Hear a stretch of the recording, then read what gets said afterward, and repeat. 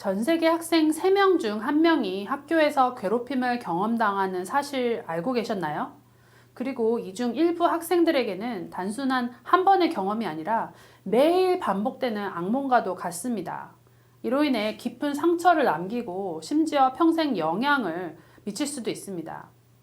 한 학생이 고백한 이야기를 들어봅시다.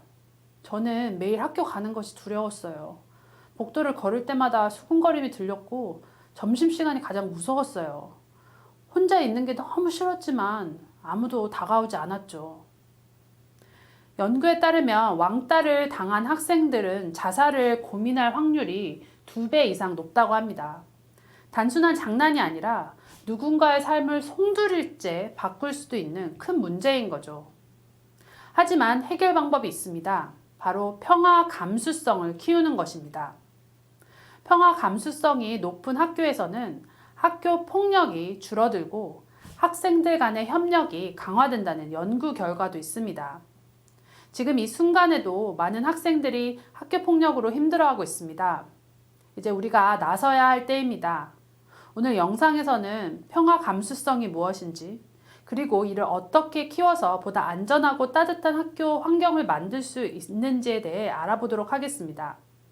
끝까지 함께 해주세요. 그리고 이 영상을 통해 우리가 변화의 시작이 될 수 있도록 함께 해주셨으면 좋겠습니다.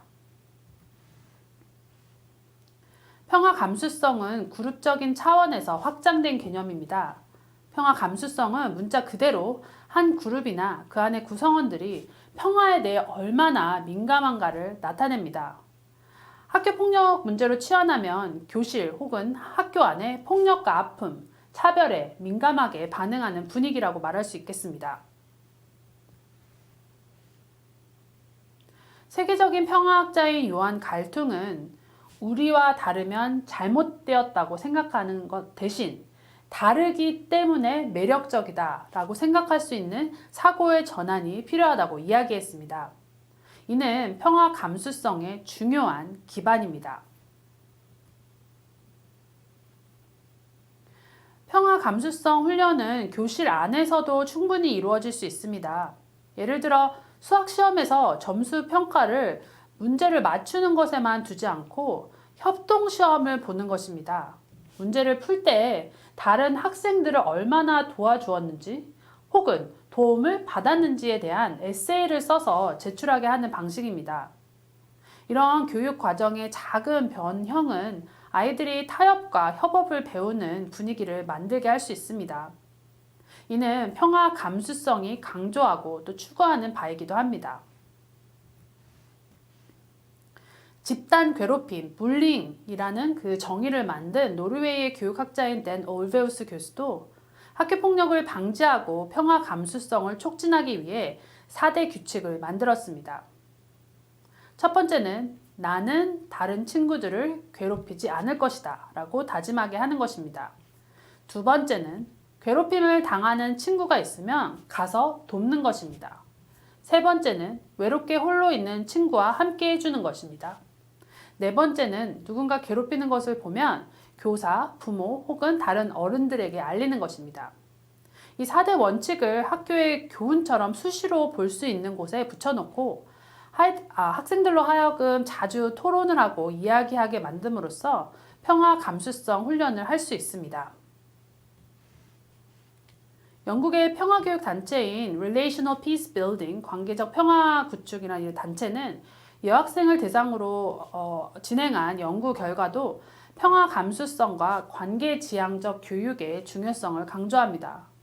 왕따를 당하는 것은 자살을 결심하는 것보다 더 심각한 심리적 스트레스를 유발할 수 있다는 충격적인 연구 결과가 나왔습니다. 그래서 조금만 더 민감하게 타인에 대해 관심을 가지고 홀로 있는 아이에게 말을 걸어주고 괴롭힘을 당하는 아이를 대신해서 말을 해줄 수 있는 능력, 이것이 바로 평화 감수성이 추구하는 소소하지만 강력한 능력입니다. 이 페이지의 그림은 개인적, 관계적, 지역적, 사회적 차원에서 학교 폭력 방지 대책을 도식화해 놓은 그림입니다. 개인적 차원에서는 학생 각자가 공감 능력을 키우고 서로를 존중하는 태도를 기르는 것이 중요합니다. 관계적 차원에서는 교사와 학생, 학생들 간의 유대감을 강화하는 활동이 필요합니다. 지역적 차원에서는 학교와 가정, 지역사회가 함께 협력하여 학생들이 안전하고 평화로운 환경에서 자랄 수 있도록 지원해야 합니다.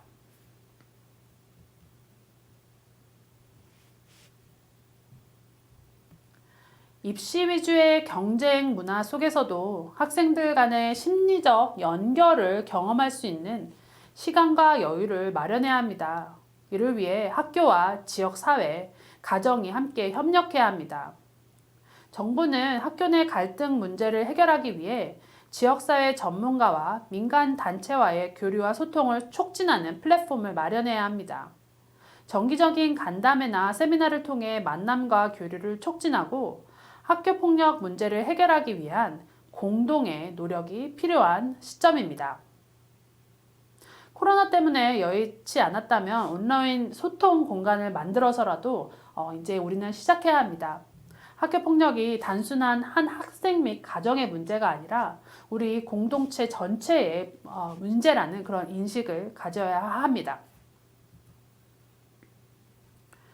진보적인 학교폭력 예방 및 처리 정책을 가지고 있는 북유럽 국가들은 정부 주도의 정책에서 벗어나 시민 주도형 캠페인과 프로그램이 활발히 실행되고 있습니다. 이를 통해 학교 내부적으로 교육적 해결이 가능해질 수도 있습니다.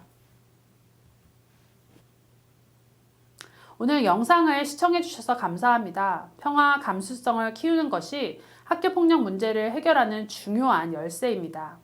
우리 모두가 평화 감수성을 키우고 이를 통해 더 나은 학교 환경을 만들어 나가길 바라겠습니다. 이 영상이 도움이 되셨다면 좋아요와 구독 부탁드리겠습니다. 다음 시간에 뵙겠습니다.